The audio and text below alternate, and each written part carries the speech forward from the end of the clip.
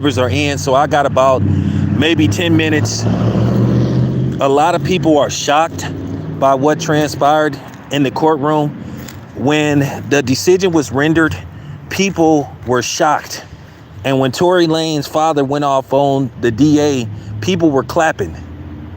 So what does that tell you? So for you misandrists and you feminists and you black man haters think y'all got some kind of moral victory, nah, it ain't over, because Tory Lanez is gonna appeal, which he should appeal. This was a horrendous decision. So it's cool. I'm waiting for y'all to show up. I'm waiting for y'all to show up. Y'all feminists and misandrists that's gonna come on my channel, pop it off at the mouth, and I'm gonna let y'all have it. I want y'all, this is what happened. And shout out to Milo Groves, who's been covering this case. And she said people went nuts. Everybody believed that Tory Lanez was going to beat this case. People were shocked. And shout out to the guy that fed me the information about there were 9 jurors that were women. And I'm just, like I said, I'm starting to think this was a frame job. And Tory Lanez should appeal. And people were hollering F Rock Nation. People were screaming F Jay-Z.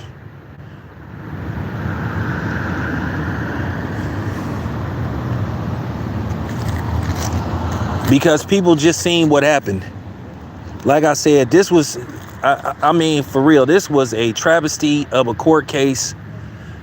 I'm talking about if misjustice wasn't served, like I said, as a black man and as a father, I'm scared. I'm really frightened to just see that you could be unfairly convicted based off circumstantial evidence. That was a horrible decision. That was a horrible decision made. And then the funny thing was, the people, when they were asking what's their decision, they put their heads down like they wasn't even sure. They were putting their heads down like they wasn't sure, and that they did, and they wasn't sure that they did the right thing. So what is this really all about? What is this really all about? Was this about trying to get justice or find out the truth, or was this just about trying to lock a nigga up? And it comes to me, my thinking process, my thought process, this was just about locking Tory up. This was just about putting somebody in jail and just sticking this on him. It wasn't about the facts. They had a horrible, lazy investigation by LAPD. They had bogus testimony. They had no significant evidence whatsoever.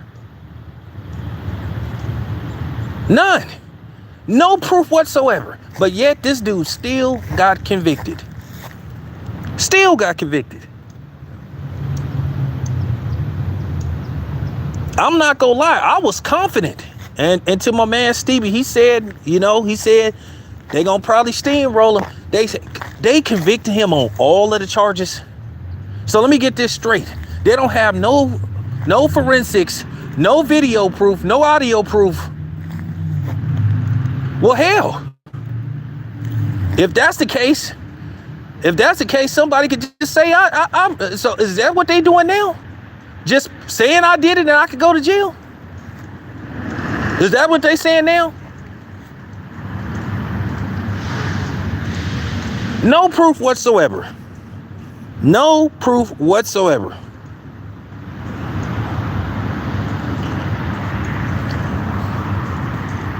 Listen, she pleaded the fifth. She said if she continued to talk, she said everything was a lie. She said she lied. They used the so-called song. And then Kelsey was on social media a year ago telling Megan Thee Stallion to tell the truth. I think right about now, the only person that can save Tory Lanez right now is Kelsey. Because many people believe that Kelsey is the culprit. I'll just use the term allegedly. But I'm going to tell you right now, like I said, anybody that's going to come here celebrating, going, aha, and all this kind of stuff, he going to jail, that just shows you what type of pathetic person that you are. That just goes to show you what type of pathetic woman that you are. You can honestly sit up here with a straight face and say that Tory Lanez got a fair trial. He was never allowed to defend himself and basically tell his side of the story. They put a gag order on him, telling him he can't speak on this. He can't go on any shows. He can't talk about it on social media. But Megan Thee Stallion was allowed to do whatever she to do pertaining to this. So how is that a fair trial? So Tory Lanez can't basically tell his side of the story. So basically this was about trying to suppress him. Suppress and oppressed. He got suppressed and he got oppressed.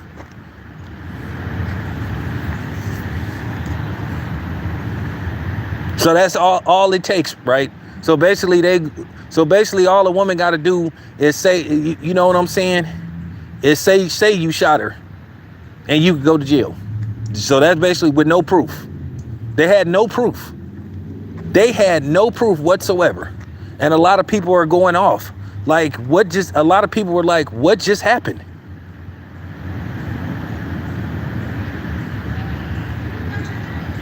You know, Mo Galget, the attorney that was covering this case, he was shocked. He's a lawyer. And I respect his expertise because this is his line of work. He even said this case was on life support. People were shocked.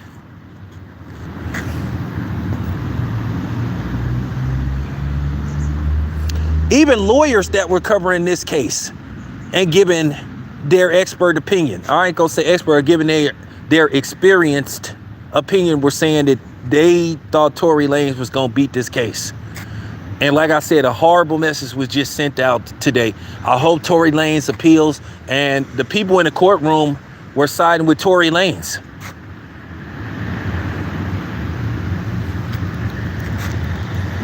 People was cheering when Tory Lanez's father went off.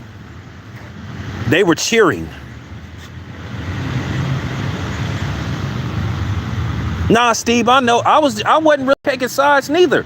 I went by what was presented. I went by the testimony. I'll let y'all hear people speaking on the court case. What was going on with the court case? Most people believed that Tory Lanez was going to get off.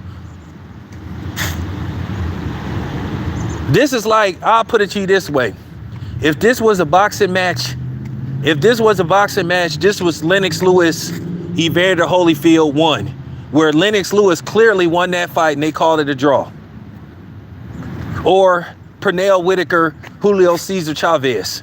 This court case, if it was a boxing match, it was a robbery.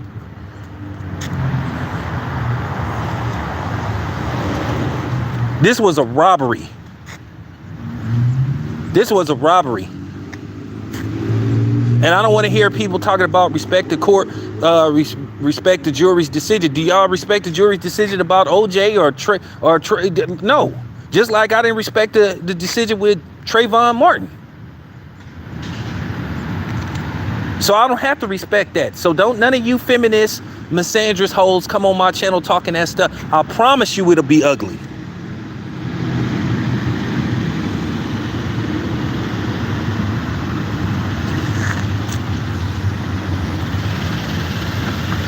Well, people in the courtroom was yelling F Rock Nation and yelling F Jay-Z.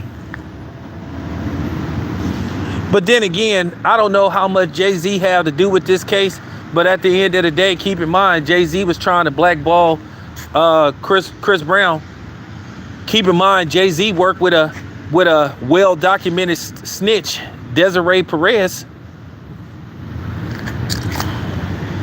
So I'm just saying, man, this is crazy. This is crazy. This is crazy. This was one of the most bogus cases I ever seen in my life. I'm talking about, this was bogus. It was biased. You can make an argument that it was racist.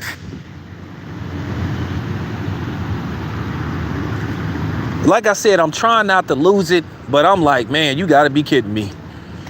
Like, everybody that's been talking about this case is like, what just happened? Are you kidding me?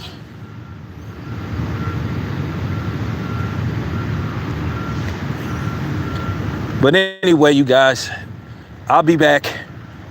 We'll discuss this more. I'm out.